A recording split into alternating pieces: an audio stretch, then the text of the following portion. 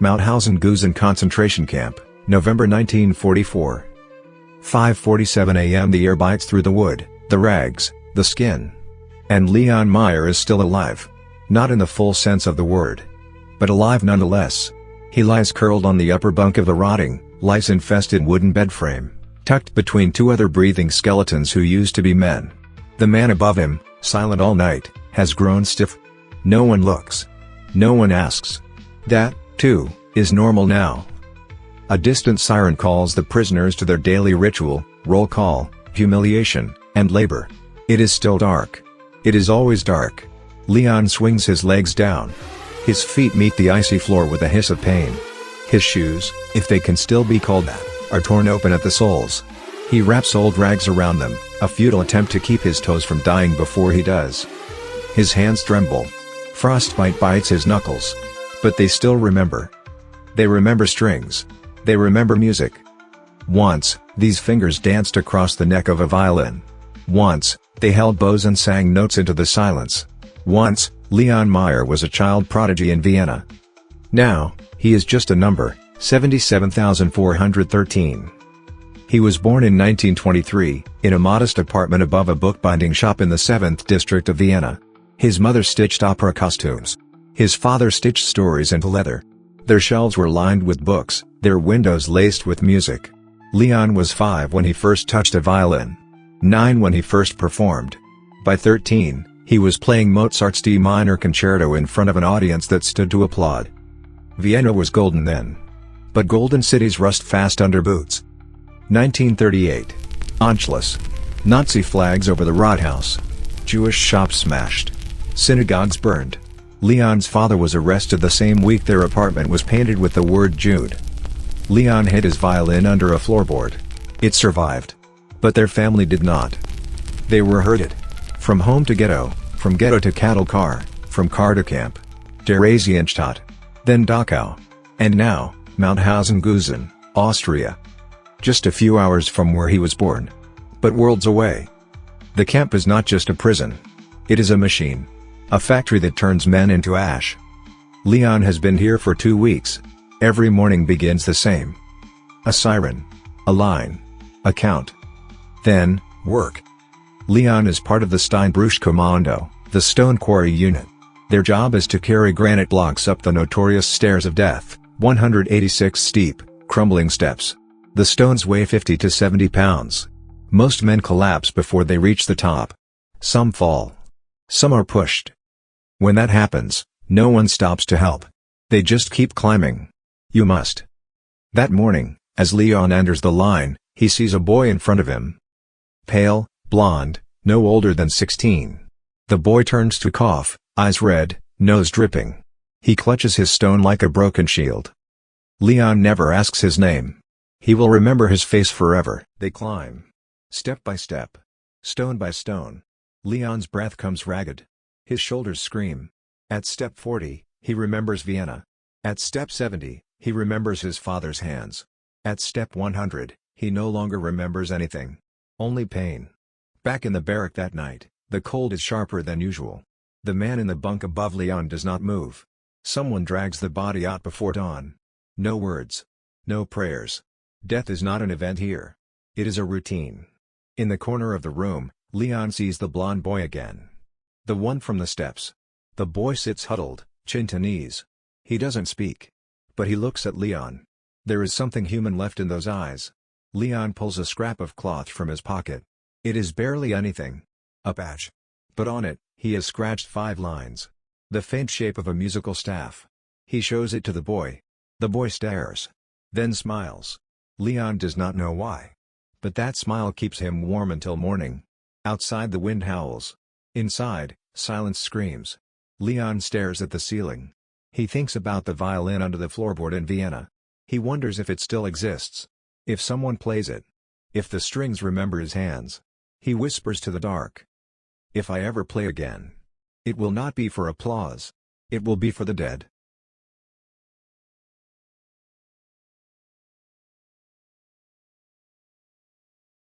Mauthausen-Gusen concentration camp, November 14, 1944. The cold no longer wakes him. The fear does. Each morning begins the same, the creaking of boots, a shout in German, the heavy slam of the barrack door. But this morning, there is something different. As Leon lines up for roll call, his head bowed low, an SS officer stops mid-step. The officer stares. Not at Leon's face. At his hands. Long fingers. Slim knuckles. Calloused but elegant, the kind that once belonged on stages, not in gravel pits. The officer says nothing. He scribbles something on his clipboard and moves on. Leon doesn't move. But inside, he trembles. That evening, after another back-breaking shift in the quarry, Leon steps outside to fetch water. The skies are bruised gray. Snow hasn't fallen yet, but the air tastes like ice. As he crosses the yard, something stops him mid-step.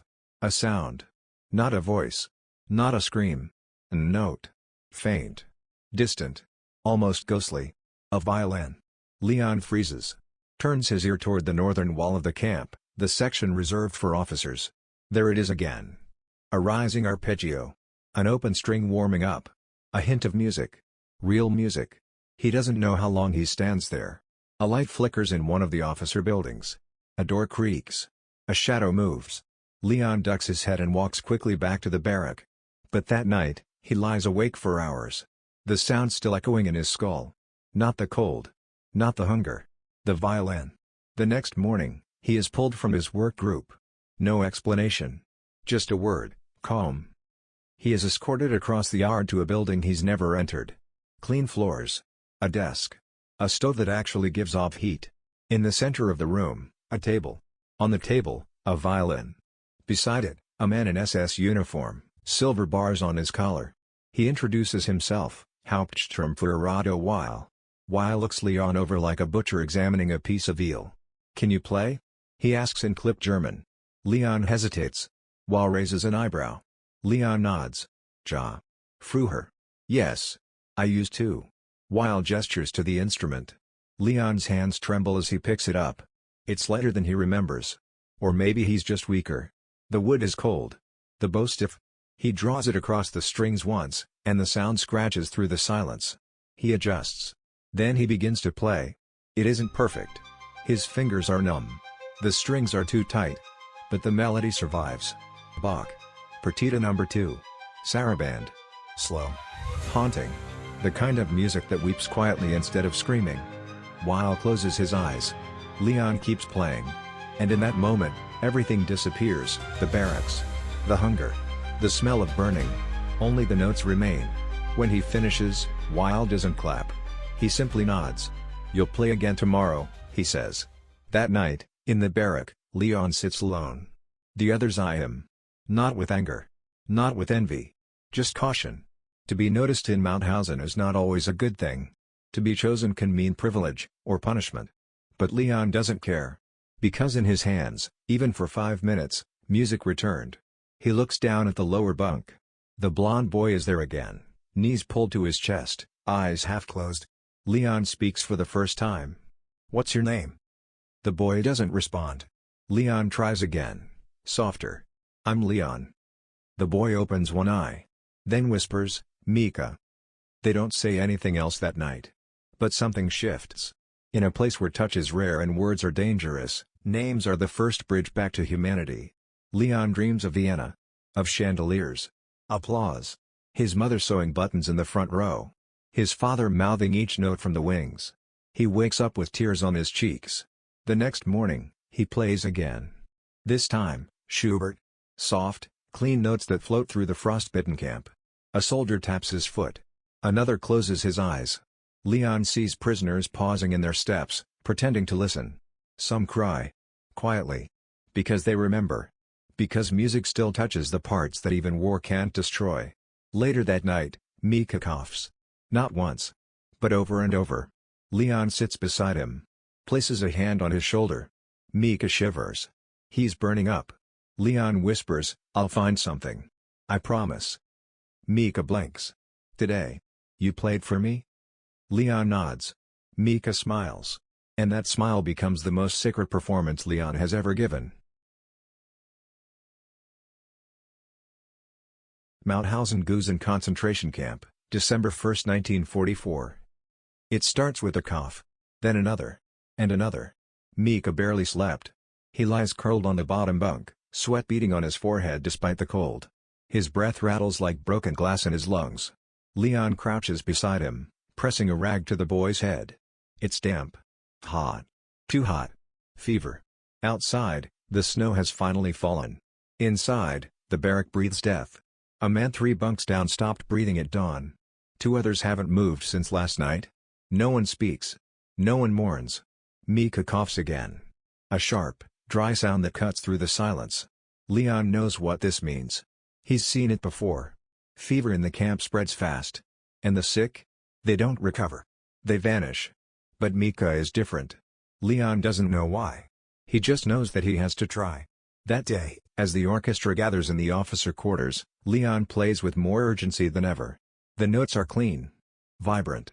But there's something under them, a tension, a crackle in his bow. Weil doesn't seem to notice. He listens. Nods. Waves Leon away. But as Leon leaves, he doesn't return to the barracks. He turns left. There are rumors. Always rumors. A Polish doctor, a prisoner himself, who still treats the sick in secret. They call him Roman. No last name. Just Roman. It's said he works near Block 11, close to the kitchen barracks. That he has access to supplies, aspirin, antibiotics, even quinine. That sometimes he saves people. Leon volunteers for a kitchen run. He says he can carry. He lies. No one checks. That afternoon, he slips behind the mess hall, his eyes scanning the narrow path between fences. There, a shadow. A man with hollow cheeks, a white cloth tied around his arm. He sees Leon and steps forward. "You're not supposed to be here." Leon swallows hard. "I'm looking for Roman." "I am Roman." Leon explains. "A boy. 17. Fever. Cough. Getting worse." Roman doesn't ask for names. He simply reaches into his coat and pulls out a tiny brown vial. "Penicillin," he says softly. "What's left of it?" Leon stares. Roman closes his hand over Leon's. "This might buy him time. That's all." Leon nods. Roman adds, "If they find this on you, they won't ask questions. They'll just shoot." Leon nods again. Because he already knew. He hides the vial inside his waistband. Walks back as if nothing happened. Eyes forward. Mouth shut.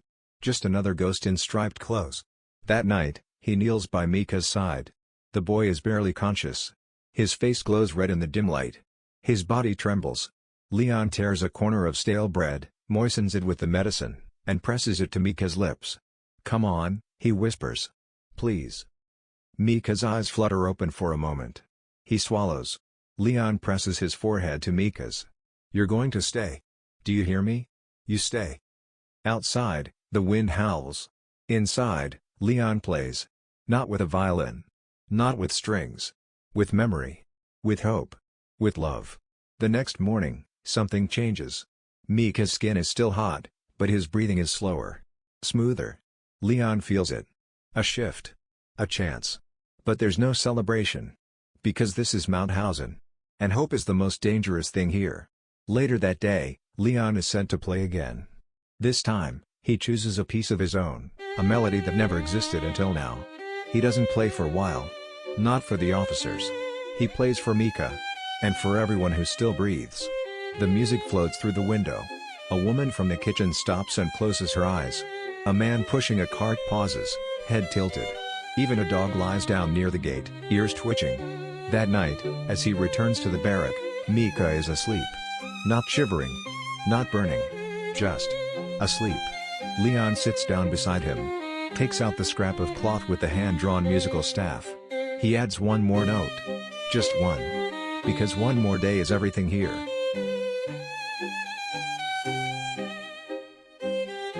December 3, 1944. The cold is worse today. Not outside, inside. The stove in the officers' quarters still works. The guards still have coats. But in the prisoner barracks, frost forms on the inside of the walls. And on Mika's lips. Leon wakes with a start and leans down from his upper bunk. Mika hasn't moved. He's breathing, barely. His eyes are closed. Skin pale. Sweat beads frozen on his brow. Leon reaches out and touches his forehead. Still burning. Still here. But fading. Outside, something is different. There are fewer guards. Fewer patrol dogs. Fewer eyes in the towers. Rumors travel faster than disease in this camp. The Soviets are coming. Guards are destroying papers. Trucks are leaving. But not coming back. Leon doesn't care about rumors. He only cares about Mika. And the violin. That day, as he's called to the officers' quarters once more, something sharp and ancient builds in his chest. He picks up the instrument. He does not wait for an order. He plays. Not Bach. Not Schubert. Not Mozart. He plays a requiem. A slow, aching melody with no name and no history. It rises like smoke. Falls like ash. And cuts through every wall of that camp. Outside, prisoners stop what they're doing. Some drop their tools. Others bow their heads. A few let tears fall, openly. Because the melody tells the truth they cannot speak. We are dying. But we were here. From a window, Hauptsturm Vorrado while watches. His face is still. Unreadable. He does not interrupt. He does not command. He simply watches. Leon plays until his arms ache. Until his fingers bleed. Until the violin becomes heavy in his hands. And then, without a word, he leaves. Back in the barrack, the light is thin and dying. Leon rushes to Mika's bunk. The boy is still.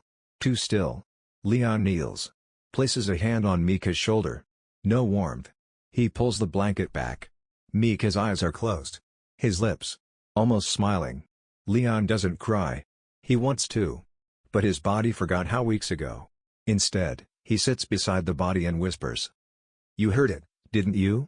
That last one. Was for you. No one comes to collect Mika. Not for hours. When they do, it's with a cart and a silent nod. Two prisoners lift the body like a sack of grain. Leon doesn't watch. He just stares at the bunk. At the empty space. At the place where Mika used to breathe. That night, Leon doesn't eat. He doesn't sleep. He holds the violin in his lap. And for the first time in his life, he plays without sound. He moves the bow through the air. Fingers dancing on invisible strings. The melody exists only in his mind. But it is real. It is pure. And it belongs to Mika. The next morning, the camp is quieter than ever. A guard yells for the workers. No one responds. The prisoners have begun to sense it, the end. Leon steps outside. Snow falls softly. For the first time, it feels clean. He turns to the eastern fence and walks. Not toward freedom. But toward a place with better echoes. He lifts the violin. Brings it to his chin. And begins to play again. Not for the SS. Not for the prisoners. Not even for Mika. This time, he plays for the sky. January 20, 1945. No siren sounds today. No orders barked. No boots thunder across the gravel. Something has changed. The towers are empty. The dogs are silent. The gates, half open. The SS are leaving. No one cheers. Because no one understands what freedom means anymore. Leon wakes before dawn. He doesn't shiver anymore. His body is too tired. His nerves too numb. He picks up the violin. Brushes dust from its wooden frame. Traces his number, 77,413, etched faintly into the bow. He walks out of the barrack and across the frozen camp. Past the quarry. Past the burnt remains of the records room. Past the kitchen where he once smuggled life in a bottle. He walks to the center of the yard. He doesn't speak. He just plays.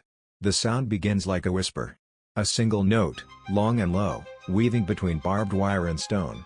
It reaches the barracks. It enters the bones of those who still lie on bunks. It draws the half-dead from their corners. One by one, they rise. One by one, they come to listen. Leon plays like he has nothing left to lose.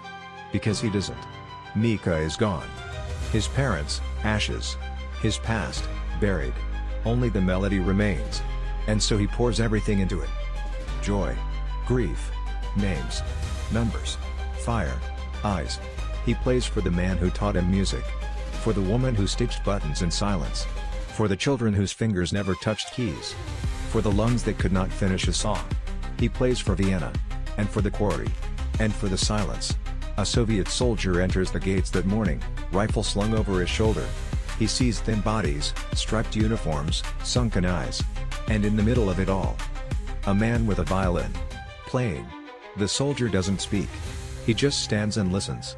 When the final note fades, Leon lowers the instrument. He looks up at the sky. His breath escapes like smoke. And he smiles. Then, he walks toward the edge of the yard. Beyond the fence. Beyond the towers. And is gone. Some say he escaped that day. Blended into the chaos. Took a train south and lived in the mountains. Others say he collapsed in the snow hours later. That his violin was found near his body, string snapped, bow frozen. There are no records. No name on the liberation lists. Just stories. And a melody. Epilogue. In a museum in Vienna, tucked in the corner of a small exhibit on the Holocaust, there is a photograph. It shows a man, young, hollow-eyed, holding a violin. Below it, a single line is written. When everything else was taken, he left behind a song. Leon Meyer may have vanished. But his final performance still echoes, in the quiet places, in the forgotten names, in the hearts of those who still believe in music. Create the reality of your dreams. Thank you for embarking on this journey with me. If this video resonated with you, I kindly ask that you subscribe to our channel and like the video. Share it so others can benefit from this message, and don't forget to leave a comment below sharing your reflections. Thank you again for watching and joining me. Take care, and see you soon.